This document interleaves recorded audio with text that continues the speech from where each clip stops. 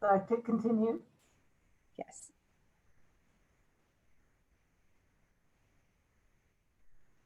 So, good afternoon and welcome.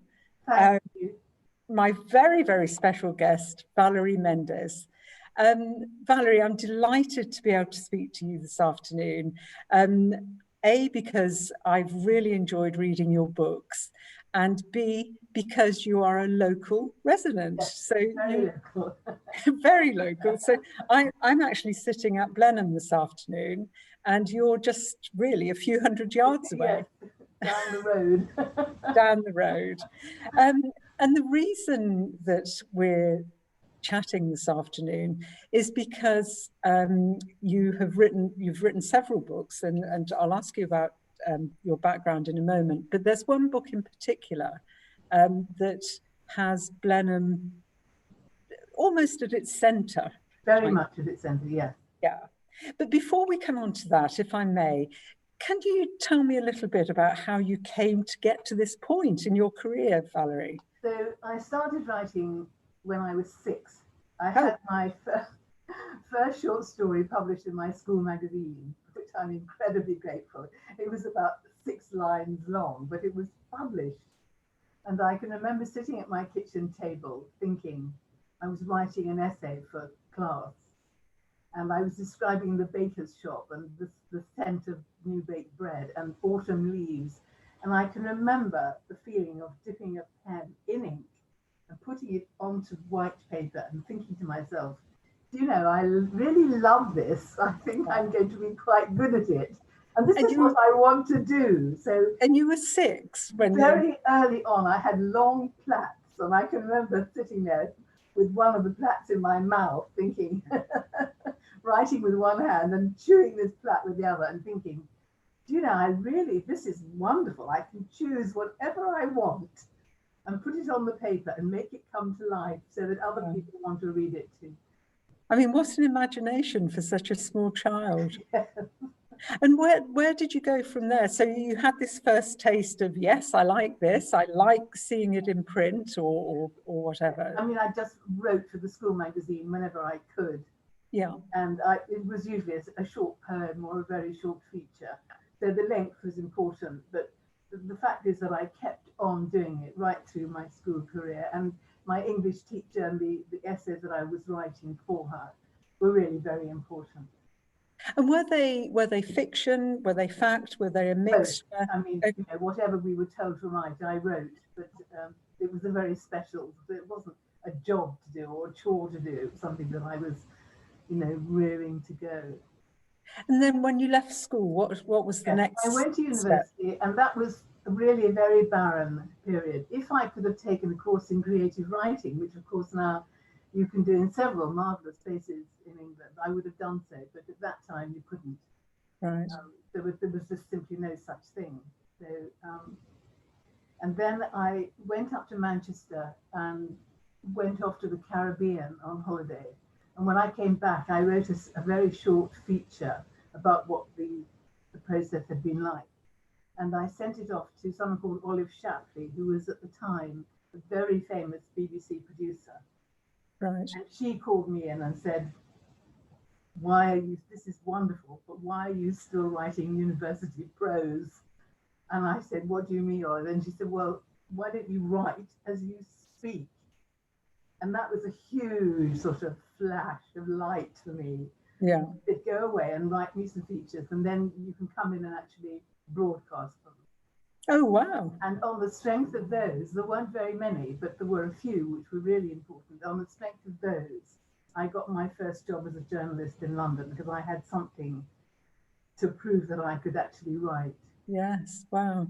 And then, okay, so you mentioned that you had a job as a journalist. Yes.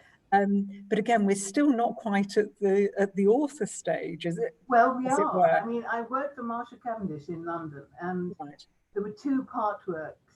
They were publishing Encyclopedia in weekly parts, and I was allowed to write a lot of features if I felt like it. I wrote one on the Roman child, and nobody knew it was me. I didn't sign it off, and I just thought this would be a really good novel, you know. So already I was writing as well as commissioning and commissioning photography. And Man and Woman that they then published, I was writing the centerfold every week, which was sheer fiction, and it was sort of psychological snapshots of people's problems. So already I was contributing as an author, as an in-house author, rather than as just a commissioning editor. Right. Oh, wow. And you mentioned the part work encyclopedias, and I can remember, I remember having something called the Book of Knowledge when I was a child. Or Book of Life. I mean, they were terribly good. They were. The standard was phenomenal, and they were all fresh. And I can remember one day, Norman Marshall walked into the office with the first ever photographs of the fetus. If you can imagine what that was like, nobody had ever seen the inside of a woman's body before. And it was just revolutionary. And there we were, you know, with this extraordinary scoop as young journalists. And we all worked in one room together. And none of us had computers. I mean, this is all Noah's Ark stuff. Yes. We had one secretary who typed up everything, and we did everything in longhand. And we had a telephone, and that was it. It was absolutely wonderful. And so from there, how did you come to, because you are a published children's author as well as a... And what happened to Marshall Cavendish was they decided they were going to go down market into the handicrafts, knitting, embroidery stuff, and that definitely wasn't for me. Right. So I wrote to 12 London publishers, and I said, here I am, this is what I've been doing. Would you like me? And OUP wrote back and said, no, thank you. And the following day I got a letter saying, sorry, we would like you. We got it wrong. I don't know what happened. Goodness. Then I went for an interview, and there was a job going in what was then called tutorial books, which sounds very sort of stuffy. And it was the beginnings of the big English language teaching department. Right. And they wanted me to look after not the English courses, but the readers, which were alongside them. And that was where my first passion for encouraging children to read. It's not can you read, but do you read, which, you know, is hugely important. And they had an enormous list of old readers, and this one is the first one that I ever wrote. I found it in my files, and I wrote to the art department and said, this is what the front cover should be like, and this is what the back cover should be. And there it is, 1973, and I held on to this as my first. Oh, that's quite something, isn't it? It's absolutely wonderful. It's a marvellous story. It's about a Jamaican child who took a boat out with his father to do some fishing, and they get lost at sea, and the father dies, and this child survives. And in the end, he's rescued by a huge American vessel. Yeah, and it's a real story. It's a true story, and it was wonderfully told and wonderfully illustrated. And I just think it's sort of, you know, it's classic. It still survives. Yeah, and it's obviously very special for you, isn't it? Of course, yeah. And so, where did you go from there? From that? So that was Oxford University Press. Then I moved to Penguin and worked again in English language teaching and invented a magazine. And then I moved back to OUP, but in Oxford. So that was a huge sort of physical move. Right. So you actually came to live in Oxfordshire at that stage. Yes. I mean, Oxford itself had moved everything out of London into Oxford. Okay. And we all went with them. Very good. And then when did you write and publish? How can I say this? So at that stage, that was part of OUP's list. Yes. So at what stage did you kind of then start to go it alone, as it were? I worked for various other companies, and then I decided I could. I mean, a lot of other things happened, but eventually I decided that I wanted to set up my own editorial company, and I was living in Wolvercote in North Oxford. Right. And by that time, I was just desperate to do some editing and writing. So I designed my life so that I was working for other publishers as an editor and also trying to write my own material.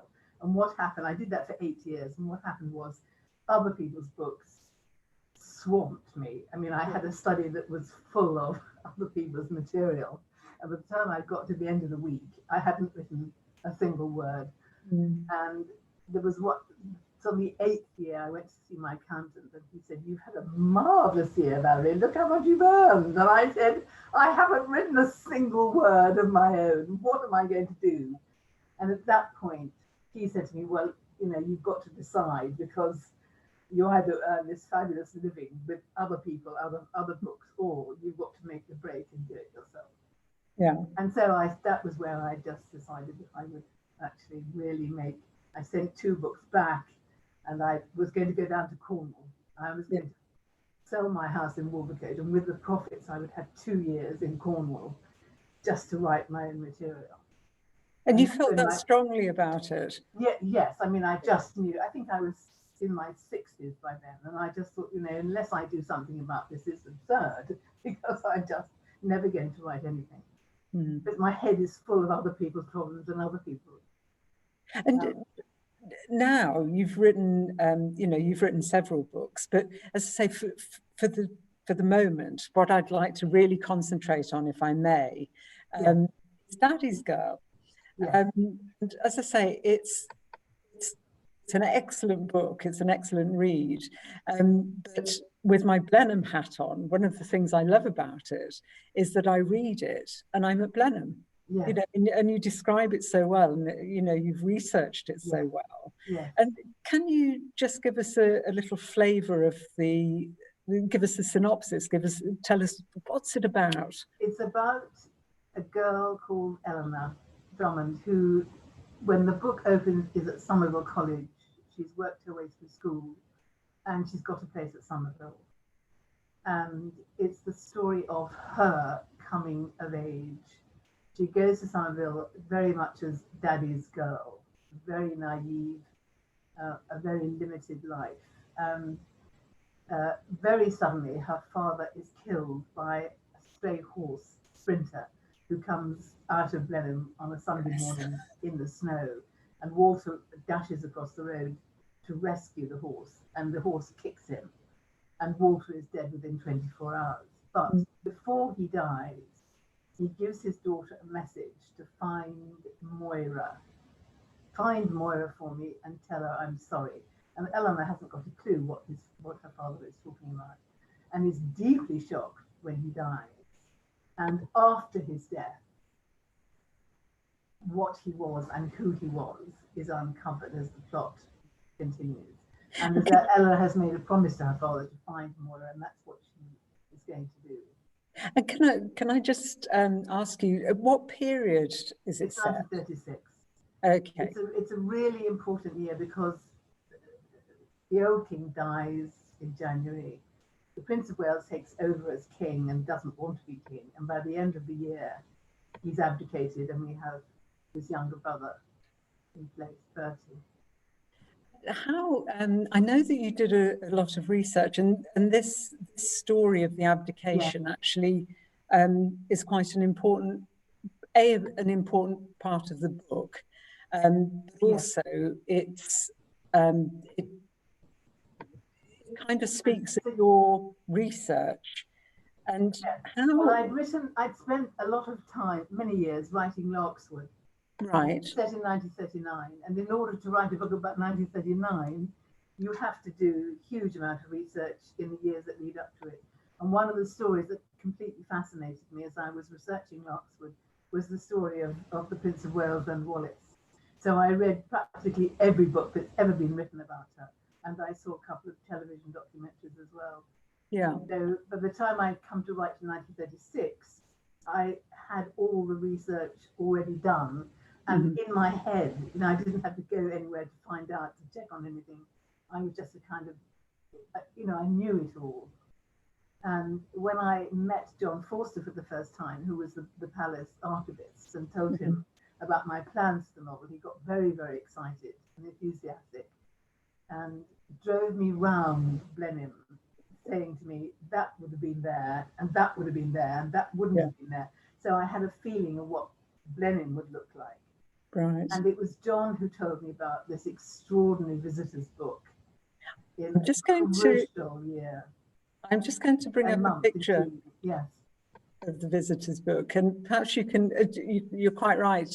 Yes. John would have had access to this, and Yes. at the time that you knew and met him, I didn't know about this book, and no, and I was going to none say, of the books that I'd read about Wallace ever mentioned it. I mean, it was really top secret. yeah, Top secret weekend in which the Prince of Wales gave Ernest Simpson, Wallace's husband, a huge amount of money to allow him to divorce his wife so that the prince could marry him. So the wow. establishment had got together and they all knew what was happening that weekend. The only person who didn't know was Wallace. And Valerie, could you just tell us about some of the names that you can see here in the book? Yes, I mean, you know, Churchill is there with Clementine. Yeah. The Cunards are there.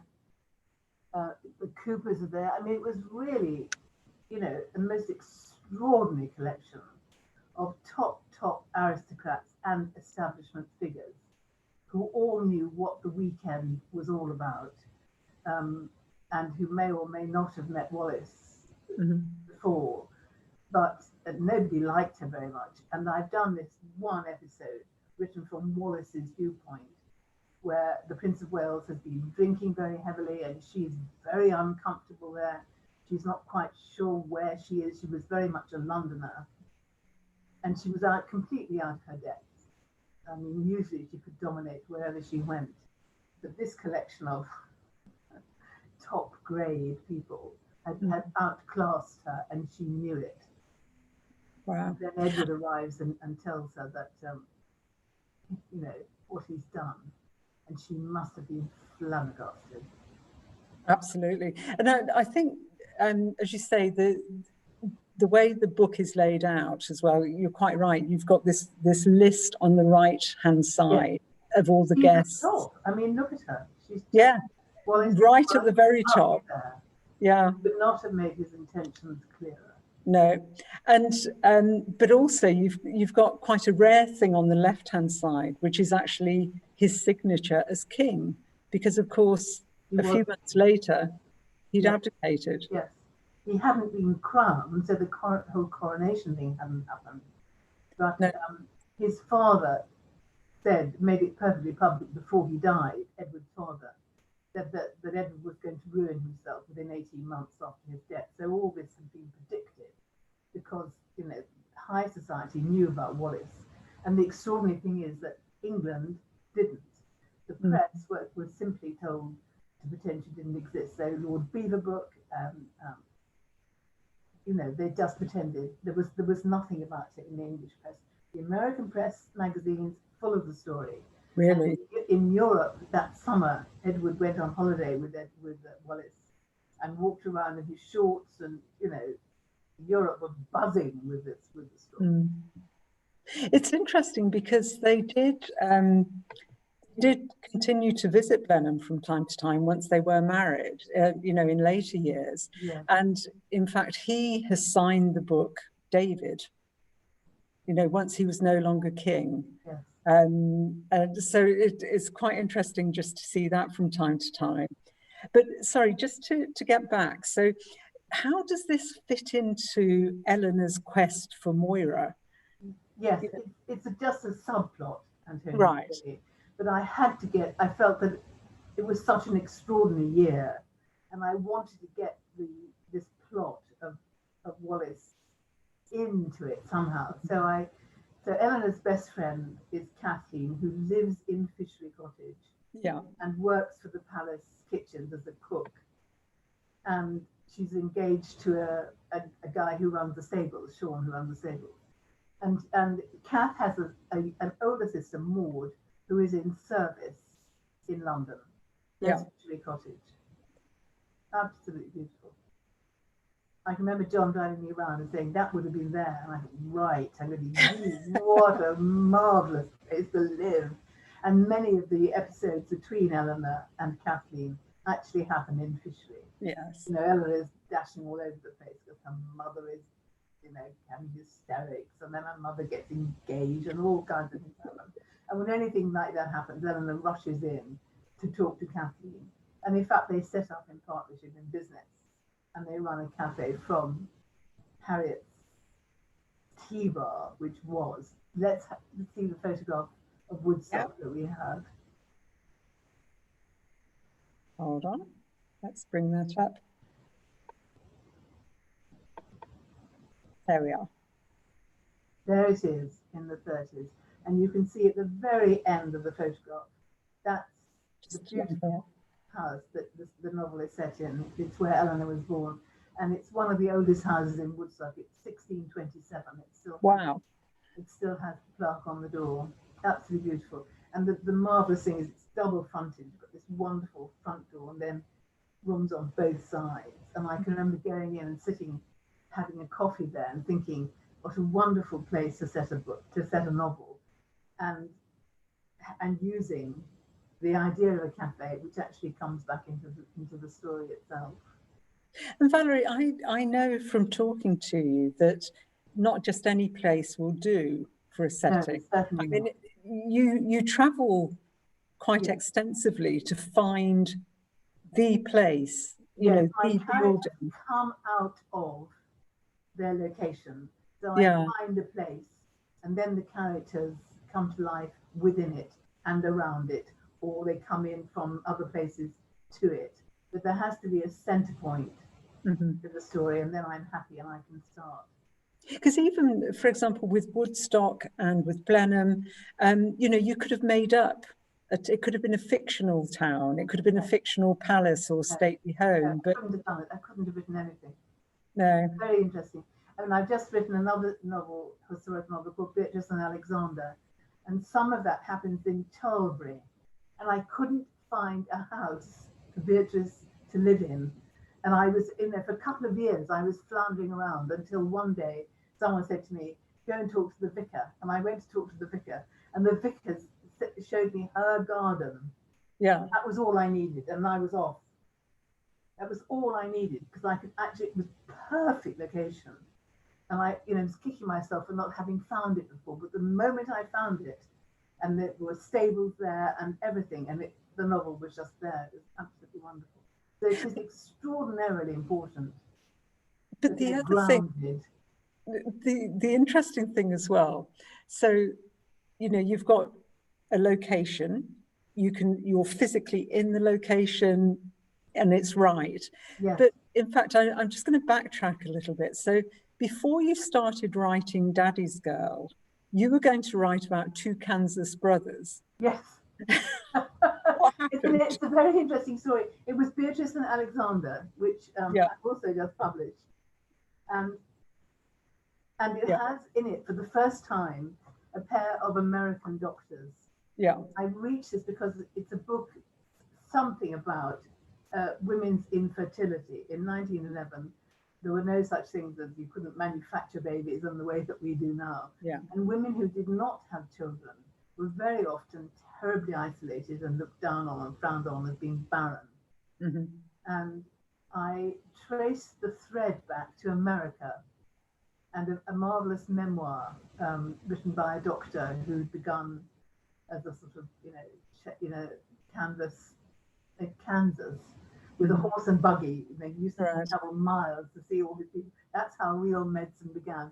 And these brothers come from, he's their father and grandfather and so on.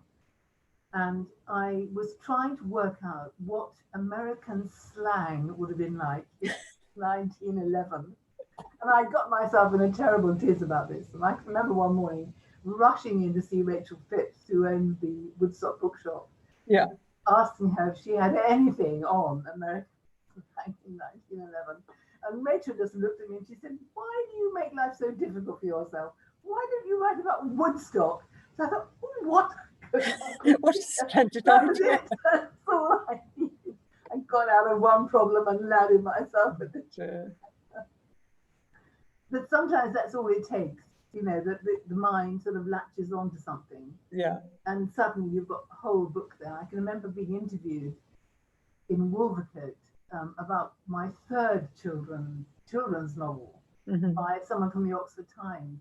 And as I was talking about it, I had an idea for the fourth novel, and it suddenly came to me. So, Valerie, rare, but they're wonderful. I hope you're not going to run off in the middle of this and say, I've just had a wonderful idea. Well, funnily enough, So I've been walking down Harrison's Lane, which is just behind me in Woodstock. yeah, and a beautiful house there called Mulberry Hall. yeah. And I was walking up there a couple of days ago, and I happened to meet the owners who were parking their car. And he said to me, "Come and have a cup of tea." And I said, "I'm going to take you up on that." He doesn't know why yet. But that's where the next novel is going to be. I see. I see. I told you that. Oh, lovely. So, okay, we're digressing. Right. So I've touched upon Blenheim, which is one of the places that the novel that features in Daddy's Girl. And also Cornwall. Absolutely. Yeah. Now, you mentioned that as Walter lay dying, he said to Eleanor, his daughter, "You must find Moira." Yes. So where did she have to go to find? Where did she go first of all? I mean, I know the answer to this question. The novel opens with Moira in a storm in 1911. I mean, much earlier than 36. And we don't know it's Moira. We just see this desperate creature escaping St. Ives. And when I was a child, when I was just after the war, we had a holiday in Tregenna Castle Hotel, and we had 3 weeks of sunshine. It was the most extraordinary.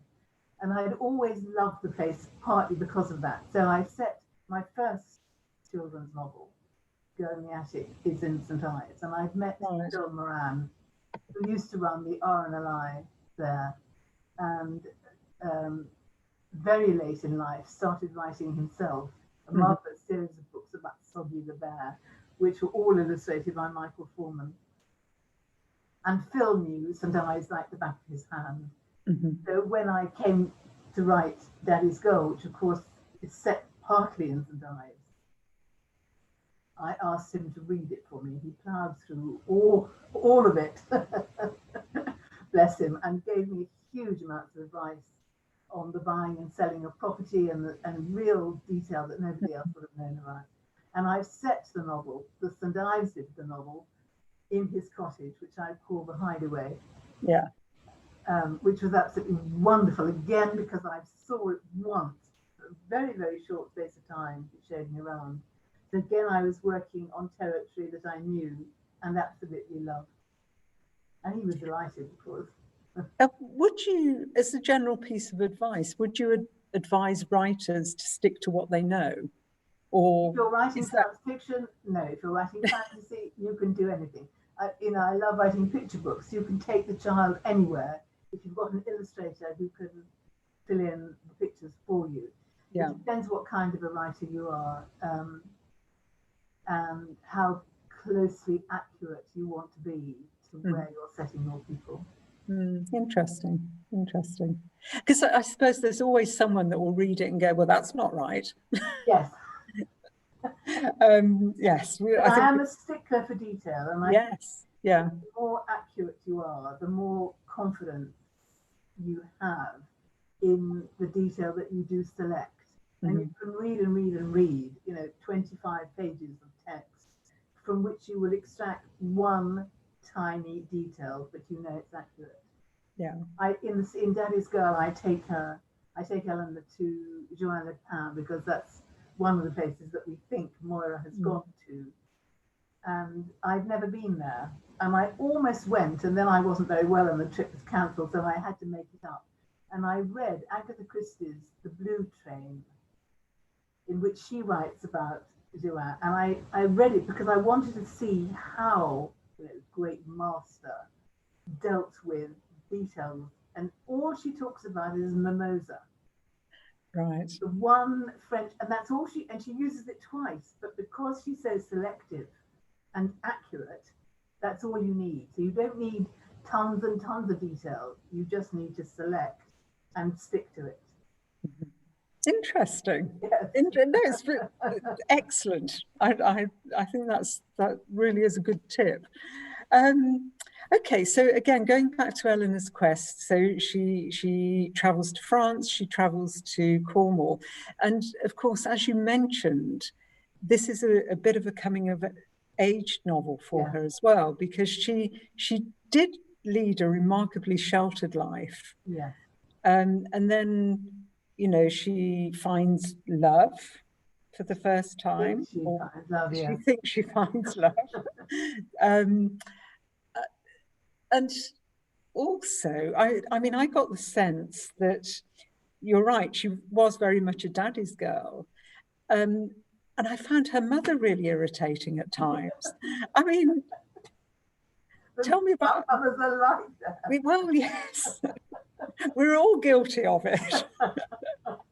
But were you happy, or are you happy with how her character developed? Because sometimes is it a bit like, I know you created her, but our creations have a way of taking on a life of their own. I am happy, and I think she discovers her father was a villain. I mean, a real villain. And I think, this often happens as your child, that the truth suddenly emerges. And I've dealt with this kind of theme before in Coming of Age, which is one of my children's novels, but in a much smaller way. This man became, a control freak. Moira disappears on him. His first wife, because she vanishes, and she will never marry him. She has a child by a Frenchman, and he adores this boy, Felix, who becomes, the apple of his eye. But she disappears. So he marries a woman in London, and then she dies of pneumonia. And he feels that he's been cursed. Because he's been cursed, he's going to marry a woman like Anne, who is incredibly conventional and will allow him to do almost anything because she really doesn't care. And there are a lot of women who will marry for security, for comfort, because their partners allow them to continue the very closed, contented life, and they don't want anything more of it. And this is really a portrait of a man who is really evil. I make no apologies. I think we need a bit of a spoiler alert triangle. But I remember a very funny afternoon. I was doing some research in the Rodmere Institute in Oxford, which is a wonderful library because it's got a kitchen downstairs. So if you've had enough, you can go downstairs and make yourself a cup of coffee and freak out and then come back after that later and get on your... And there was nobody else in it but me. And I was walking up and down the aisles of the library thinking, now how awful is this man? What are the limits to his villainy that are still believable? If you step over the line and make him too ghastly, everyone's going to say this is ridiculous. But I think he is believable, and he's believable. Oh yes, yeah. You do believe him, don't you? Yes. Oh, very much so. And also because I knew that physically Woodstock is full of underground passages that maybe are closed up. In fact, there was one marvellous day. The owners of Harriet's tea room, which no longer exists, unfortunately, they knew I was writing a novel that was set there, and they were kind enough to show me around. So I saw all the bedrooms, the shape of the house, and then I went down to the cellar. And there was a blocked up wall that I invented for Walter. Freaked out because I'm sure these kind of things went on. I don't know what to say. You've rendered me speechless. That was a really weird moment. Goodness me. Goodness me. Yes. Okay, well, I think then, where can one obtain Daddy's Girl? Buy it, you mean? Yes, where can I buy this? Go to my website and press a button. Amazon will have it, and any good bookshop will order it for you, either from Amazon or Ingram Spark, who will also produce it on demand. Excellent. So Valerie, Eleanor finds her way and she carves a life for herself, which is wonderful. Will you leave her there, do you think? Will we ever find out what happens to her? You could, well, I could write this sequel, but people have got to read Daddy's Girl. You know, if there's no audience for or readership for Daddy's Girl, there's no point in writing a sequel for a book that nobody's read. Yeah. So it really depends on sales figures and my sense of energy. At the moment, I'm writing the sequel to Larkswood, which is going to be worth it because I know so many people have written to me and said to me, "We loved Larkswood. Can we have more, please?" And it was always intended. I've left Larkswood the day that the Second World War is declared. So it's half the egg. And I always intended to write something afterwards, not the whole of the Second World War. I don't want to write a war story. Yeah. It takes us from that September 1939 day into January 1941. Right. The phony war, the Blitz, following Christmas, and then into January. Yeah, and the Americans are into the war by then as well, aren't they? Yes, although they don't come into my particular sequel.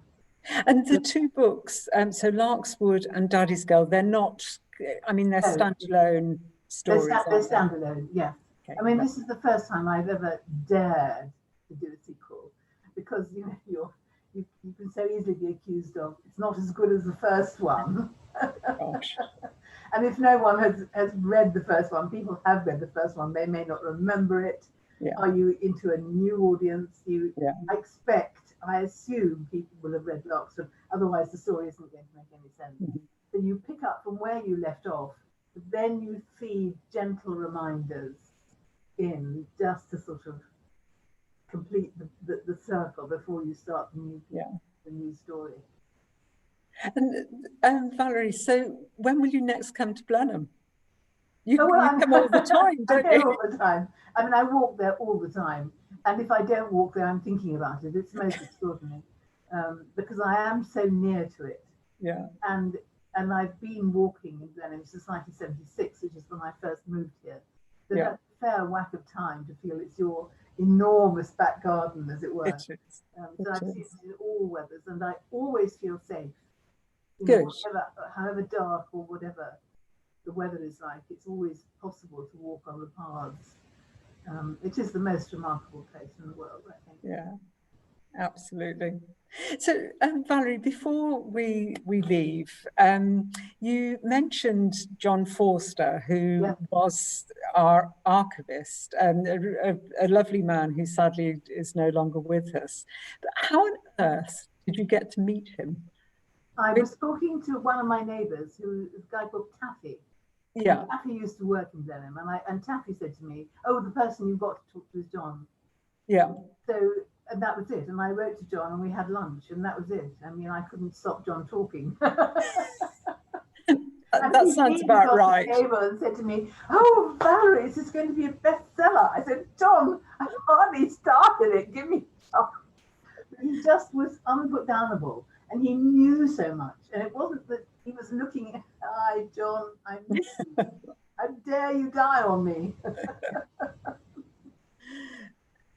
But so he was absolutely, fabulous. And I didn't have to go back to him because he'd given me the visitors book. He'd arranged for me to come into the palace with him. And we unlocked countless doors into this sort of sacred place. And then he put it in my hands without telling me what he was doing. And I said, "God, that's amazing." And that was the crucial June weekend. Yeah, brilliant. And I believe, just one last thing to end on. And again, I didn't know this, you've got his umbrella. Yes. Well, interestingly enough, the cottage that I live in now used to be a school. Yeah. Kept as a school by one of the duchesses, who would teach the girls how to be housekeepers. Yeah. And at the end of a year or whatever it was, would give them a diploma, which meant they could go off to any big house in England and really have a proper career. And when I moved in, John said to me, "I've been dying to get into that house for years. They wouldn't answer my letters." So he, with his wife, Margaret, They came to tea, and John showed me that through my dressing room window is another little cottage, which used to be part of mine.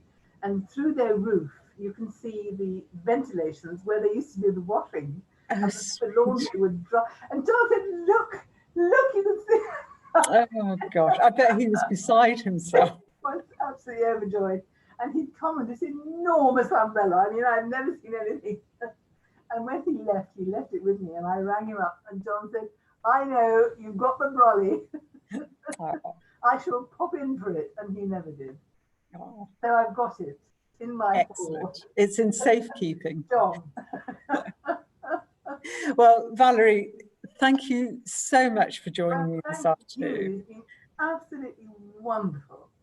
Excellent. And I've dedicated my sequel to you, Emma and Judy, and the Blenheim team. Excellent. Honestly, you've kept me going, you lot, through all this ghastly year that we've had. No, but it's lovely. And we're so... beavering away. And, but we're so lucky to be part of Woodstock, and we're so lucky to have people like you in the community. So thank you very much. No, thank you. Thank you so much. I'll see you again soon. Bye. Bye.